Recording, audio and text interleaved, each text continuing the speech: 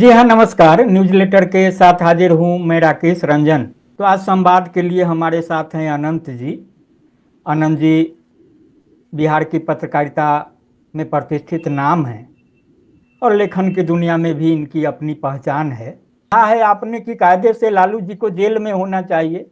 लालू जी बिहार के पूर्व मुख्यमंत्री, राष्ट्रीय जनता दल के राष्ट्रीय अध्यक्ष, सजायाफ्ता होने के बाद भी सरकार बनाने बिगाड़ने का कथित खेल खुलकर खेलते हैं।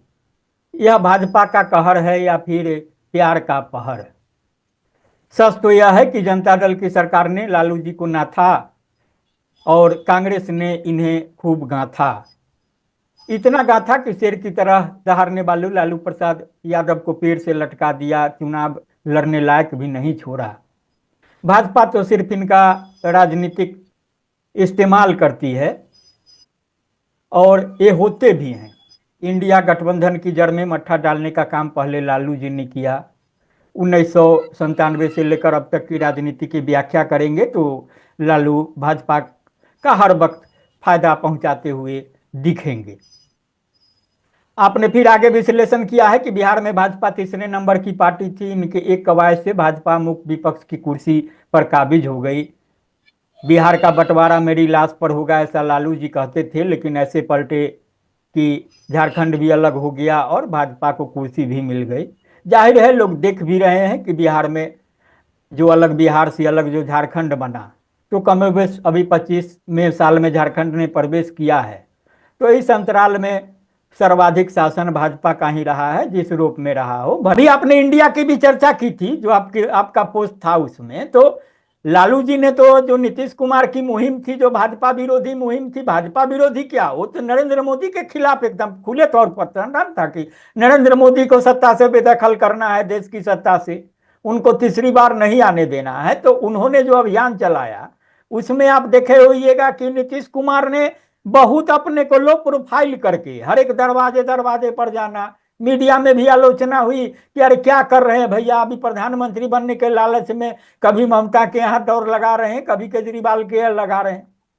बावजूद इसके उन्होंने पहल की, लगा कि एक मूर्त रूप लेगा।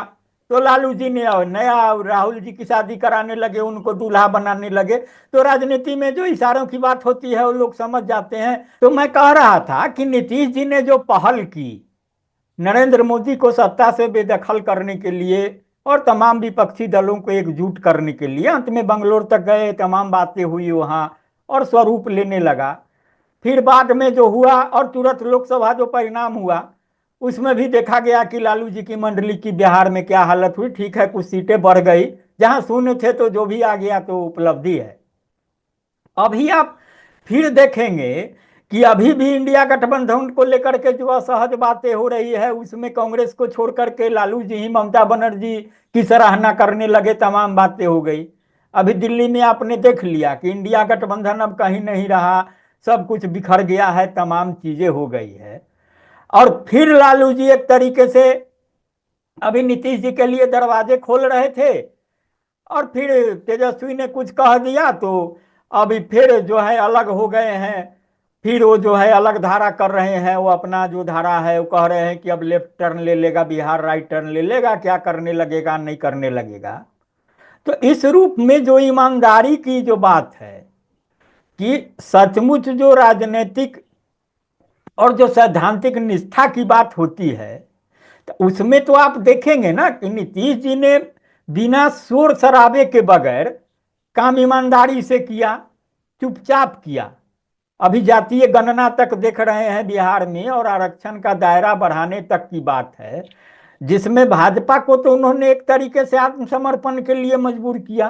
वो गणना की बात विधानसभा में सहमति की बातें हो या फिर गणना के बाद, तो भाजपा भी मन महसूस करके ही सही हामी तो भर रही है कि हाँ हम साथ थे तो हमने स्वीकृति दी थी, साथ दिया था और अभी रिजल्ट आया और जो आरक्षण का दायरा भी बढ़ा। तो भाजपा तो चुपचाप एक तरीके से समर्थन दे रही है। तो इन चीजों को क्या देखते हैं आप, माने राजनीति के नजर से लालू जी और नीतीश में, इसमें क्या फर्क देख रहे हैं? नहीं, देखिए अभी जो वर्तमान राजनीति में आप जो देखेंगे तो देखिए राजनीति में कोई संत नहीं होता है। जी। कि जिसको कोई देश दुनिया से मतलब नहीं है। भाई राजनीति जो है कि पावर शेयरिंग की लड़ाई जी। और सत्ता भोगने का एक जरिया भी है। जी। अब उसी में जनता के लिए कोई अपने हिसाब से कुछ करता है, जी। कम करता है, कोई ज्यादा करता है, वह एक अलग अलग व्याख्या है। लेकिन जो मुझे लग रहा है कि लालू प्रसाद जो दरवाजा खोल रहे हैं, जी। ये नीतीश कुमार को एक्सपोज करना चाह रहे हैं। अच्छा। क्योंकि इसी 16 और 17 को लैंड फॉर जॉब मामले में जो है कि सुनवाई है। अच्छा। 18 को राष्ट्रीय कार्यकारिणी की बैठक है राजद की भी। जी। इसी पर जो है कि एक तरफ दरवाजा खुल रहा है तो बाबूजी दरवाजा खोलते हैं, अब बेटा दरवाजा बंद करने के लिए बयान देता है, डिकेट है। जी। इस बीच जो है आरिफ मोहम्मद खान जो है कि मिलने भी जाते हैं। हाँ, आए तो राज्यपाल तो बनने से पहले ही चले गए थे मैं ना। बार बार कहता हूं कि नीतीश कुमार का जो भी गठबंधन है भाजपा के साथ, तो वो खुलेआम तौर पर है। हाँ, बेशक। अगर उसके साथ है तो साथ साथ है, और नहीं है तो नहीं है। तो चूंकि हम थोड़ा सा हम फ्लैशबैक में जाएंगे लोकसभा के चुनाव के समय का, जी। कि नीतीश कुमार एक फॉर्मूला लेकर के गए थे कि हम सभी दलों को एक साथ कर लेंगे। जी। और ये सबको लगता था कि ये बड़ा कठिन काम है। हम्म। लेकिन नीतीश कुमार ने जो है पहला टास्क पूरा किया कि सभी दलों को कहा कि भाई कम से कम बैठ करके आपस में चाय पीजिएगा, कुछ बात कीजिएगा, तब तो आप लड़ पाइएगा नरेंद्र मोदी से। और इसके लिए राजी किया, ये क्रेडिट तो नीतीश कुमार को जाता हाँ, है। कहे ना भाई, उनकी आलोचना भी हुई ना कि दरवाजे दरवाजे भटक रहे हैं, क्या है, अब ये मेढक को सबसे तोड़ना। मिले। भाई केजरीवाल और कांग्रेस दोनों एक दूसरे के आमने सामने बैठ नहीं सकते थे, लेकिन साथ में बैठे लोग। हाँ, मेढक को तौल के तराजू पर अब रखना। अब इन्होंने सबको तौल करके पटना की जो बैठक हुई, उसमें सिर्फ लालू प्रसाद यादव ने कहा कि लालू जी को, ये राहुल जी को अब दूल्हा बनाने लगे ये। और राजनीति यहीं से गड़बड़ थी। हम्म। अब कांग्रेस को भी लगा कि हम अपने भारत जोड़ो यात्रा किए हैं, हमने मोहब्बत की दुकान खोली है, इतनी मोहब्बत की दुकान खोली है कि वोट बैंक मेरा बढ़ जाएगा। हाँ। अब नीतीश कुमार केवल इंडिया गठबंधन से हट जाते हैं, और उसके बाद जो हटते ही ये लग गया कि नरेंद्र मोदी को अब सत्ता मिल गई। तो हाँ। आखिर हम ये पूछते हैं कि भाई इसका फायदा किसको मिला? लालू यादव ने क्यों कहा कि राहुल गांधी की शादी होनी चाहिए? ये बाराती जाने के लिए क्यों तैयार थे? अरे भाई राहुल गांधी की शादी की चिंता जो है सोनिया गांधी करेंगी, प्रियंका गांधी करेंगी, ये लालू बेश। यादव कौन होते हैं? हाँ। तो इसके पीछे की राजनीति को समझिए कि अगर ये इंडिया गठबंधन सफल होता तो नरेंद्र मोदी की कुर्सी चली जाती। हाँ, बेशक बेशक, ही तो सत्ता से कितना दूर ही है, ये बिल्कुल तय था। बैसाखी लेकिन पर है। अगर हाँ। अगर ये मुहिम में आप तय मानिए कि अगर ये मुहिम आगे जारी रहती तो लालू प्रसाद यादव को भाजपा जेल में डालती। हाँ, तो बेशक। लालू प्रसाद को पहले जेल में डालती, इनके बेटा को भी जेल में डालती। बाद में आप चुनाव जीत करके आइएगा, जेल से छूटिएगा, जो होगा होगा। लेकिन भाजपा जो है कि कोई कसर नहीं छोड़ने वाली थी। हाँ, ये लालू तत्कालिक प्रसाद झटका। ने ये सिर्फ अपनी जान बचाने के लिए इन्होंने जो है कि मट्ठा डाल दिया। हाँ, साथ हम ये में। कह रहे हैं कि साथ में अगर रहते। अगर हमारे दावे में दम नहीं है तो यह कोई बताए कि ये जैसे ही लालू और नीतीश बिहार में एक होते हैं, लालू और नीतीश एक होते हैं, भाजपा का जो है अभी जो प्यार का पहर चल रहा है, लालू जी सजायाफ्ता होकर के भी दरवाजा खोल रहे हैं। अभी खोल रहे हैं कि कोई इनसे खोलवा रहा है, ये कौन जानता है। हाँ, बेशक। और देखिए, अगर साथ होते, अगर नीतीश जी उस समय इंडिया मुकम्मल स्वरूप लेता तो यूपी में क्या परिणाम आया, कहाँ चले गए भाजपा का तमाम एजेंडा। अगर बिहार में 20-25 सीटें जीत लेता अगर इंडिया, तो आज मोदी जी कहाँ रहते। और एक एक चीज और मैं बताता हूं कि ये जो लोग कहते हैं ना कि भाजपा जो है कि हिंदुत्व के एजेंडे से जीतती है, ये महाबकवास बात है। हाँ सामाजिक बेशक। न्याय वो ठीक है, उसका एक हिंदुत्व का जो है कि एक एक जो है कि एरोगेंसी दिखती है उसमें, ये बिल्कुल सच है। लेकिन सामाजिक न्याय के की जब बात कीजिएगा तो भाई वह तो जो है कि टिकट के बंटवारे को देख लीजिए, या मंत्री पद देने की बात को देख लीजिए, या और पद देने की बात को देखिए, राष्ट्रपति बनाने की बात को देखिए, तो आप देखेंगे कि वह जो है सोशल जस्टिस के फॉर्मूले को इम्प्लीमेंट भी करती है भाजपा। अब बिहार बिहार में तो आप देखेंगे ना कि भाजपा को जो लोग स्थापित करने वाले और भाजपा को स्थापित करने वाली जो बिरादरी थी, वो कैलाश पति मिश्रा फलाने ढेकाने, उनकी बिरादरी कहाँ है? आज के तारीख में तो भाजपा प्रदेश अध्यक्ष भी बनाती है तो सम्राट चौधरी को आयात करके लाती है। अब अभी भी बनाया हुआ है तो किसको बनाया हुआ है?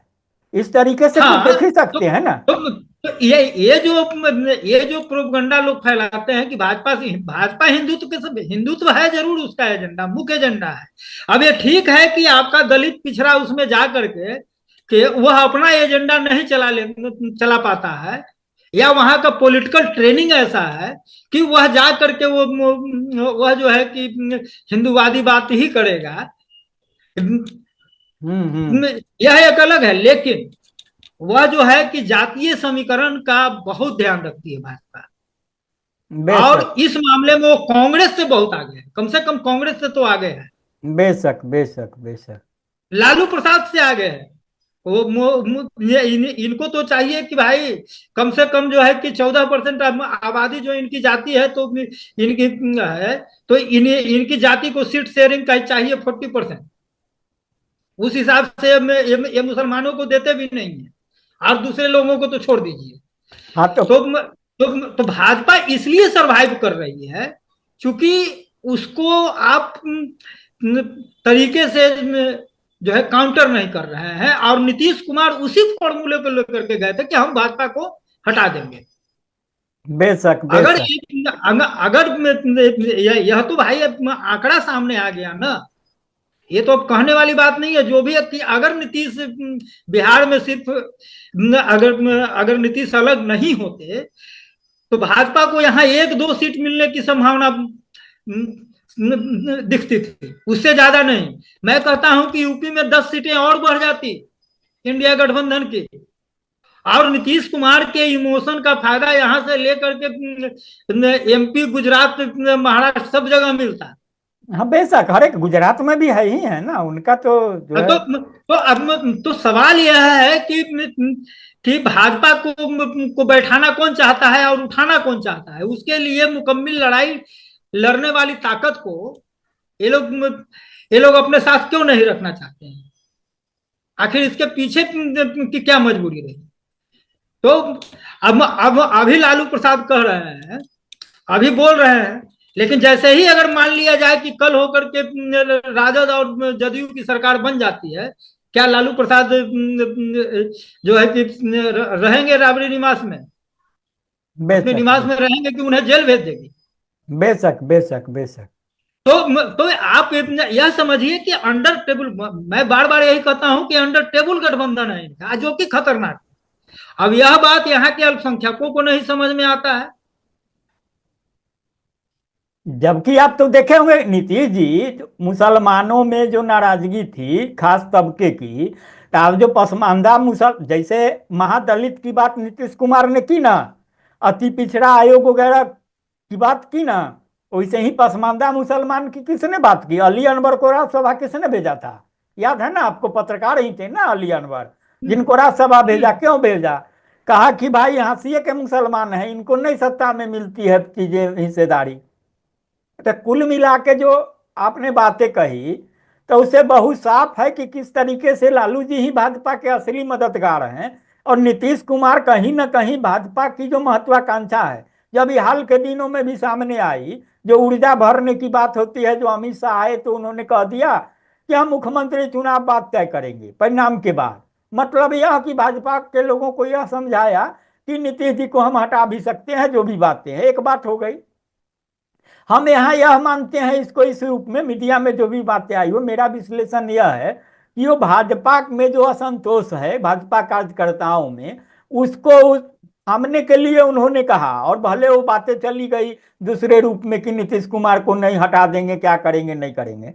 दूसरी जो बातें जो विजय कुमार सिन्हा ने कही थी कि अटल जी का सपना पूरा नहीं हुआ है, अभी बिहार में मुख्यमंत्री भाजपा के नहीं बने हैं। अरे भाई, अटल के सपनों को तो सचमुच साकार कौन, नीतीश कुमार ने ही एक तरीके से साथ होकर के कर दिया। अगर नीतीश अब एक चीज राकेश जी यहाँ हम जोड़ेंगे कि अगर अटल जी का सपना होता कि भाजपा का मुख्यमंत्री बने, तो संभवतः लालू प्रसाद सत्ता में काबिज अभी तक रहते। हाँ, ये अटल और आडवाणी ही थे जो चाहते थे कि नीतीश बने। और ये अटल बिहारी वाजपेयी का बयान है कि नीतीश कुमार से मुझे बहुत आशा है। तो उनका कभी सपना नहीं था कि बिहार में भाजपा का शासन हो। उनका था कि भाई हम नहीं हो, हमारा गठबंधन का ही साथी हो। और कभी भी जब तक अटल और आडवाणी का युग रहा, कभी भी बिहार एनडीए में कोई कॉन्फ्लिक्ट नहीं था। तो विजय सिन्हा को जो है कि थोड़ा अपनी पार्टी का इतिहास को समझना चाहिए। आगे बढ़िए। अरे विरासत को तो अटल जी को संजो के कौन रखा बिहार में? अटल पार्क कौन बना दिया? कौन पार्क सब तो नीतीश जी अगर दोस्ती निभा रहे हैं तो उस तरीके से सम्मान भी दे रहे हैं ना, मरने के बाद भी है ना। अटल जी पार्क, कौन स्मृति उद्यान, क्या क्या जटली उटली तमाम चीजें। तो ये बात निष्कर्ष एक यह है कि बिहार में भले भाजपा कहे कि हम शेर हैं या मोदी जी चूंकि 56 इंच के सीना वाले हैं, तो भाजपा में भी जो भी भाजपाई हैं सब शेर है। लेकिन भाजपा आचरण से कहीं शेर तो दिखता नहीं है, हमेशा डराने उड़ाने का काम। हम नीतीश जी को हटा देंगे, भगा देंगे, यह करेंगे वह करेंगे। नीतीश पर भी खुल करके हमला नहीं कर पाता है, झेप कर ही करता है। और उसकी जो मंशा है, जैसे विजय सिन्हा कह रहे हैं कि हमको भाजपा का मुख्यमंत्री, तो ये भी मंशा है। तो खुल करके तो भाजपा को बोलने का साहस नहीं हो रहा है कि हम ही हैं। वो तमाम कुछ नैतिकता ताना बाना की दुहाई देता है, ये अलग सवाल है।